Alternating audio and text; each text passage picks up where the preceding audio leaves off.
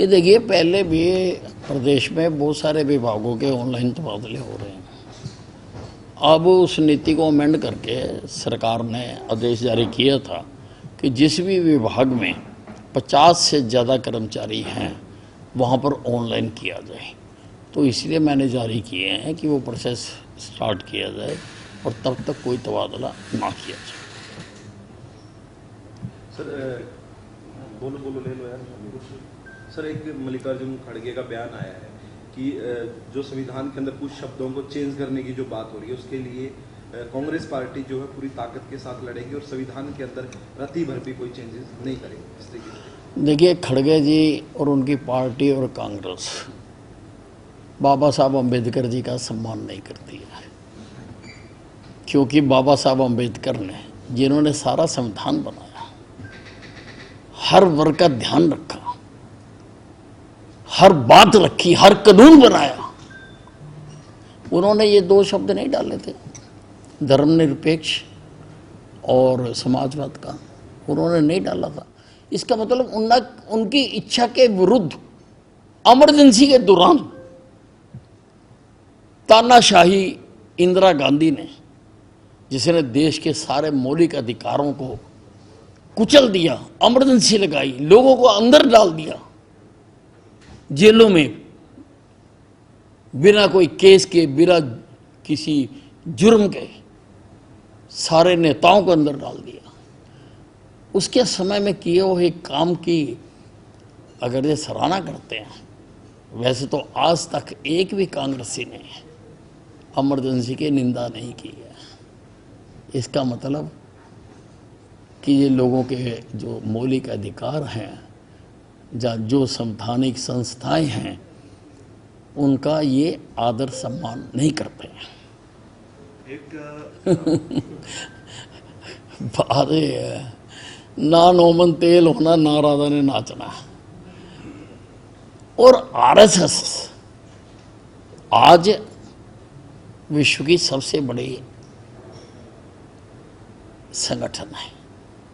RSS पिछले 100 वर्षों से देश में चरित्र निर्माण का काम कर रहे हैं। लोगों में राष्ट्रीयता की भावना भरने के लिए हजारों लाखों जो प्रचारक हैं वो लगे हुए हैं। और मुझे नहीं लगता कि ये जो काम हम कर रहे हैं कोई भी और पार्टी कर रही है। बाकी तो पार्टियों ने जो देश में राजनीति का नाम बदनाम किया, इसलिए आरएसएस के बारे में बोलना, राष्ट्रीयता के बारे में बोलना, देश के खिलाफ बोलना है, देश के चरित्र निर्माण करने वाली संस्था के खिलाफ बोलना। इसका मतलब आप चरित्रवान नहीं बनाना चाहते, आप चरित्रहीन रहना चाहते हैं।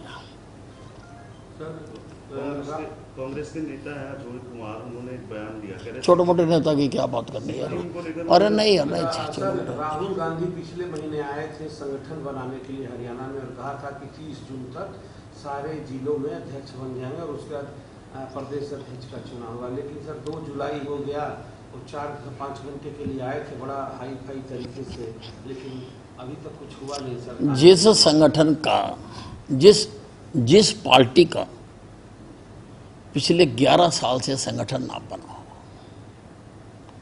जिस पार्टी के कोई पदाधिकारी ना हो, जिस पार्टी में कोई प्रजातांत्रिक व्यवस्था ना हो, कोई मिल बैठकर फैसले लेने का सिस्टम ना हो, अब उसकी पार्टी बनाना कोई आसान काम थोड़ा है। ये कोई खाला जी का बाड़ा थोड़ा है कि उसकी पार्टी बन जाएगी जिसमें संगठन ही नहीं कोई। तो देखो, बने, अच्छी बात है।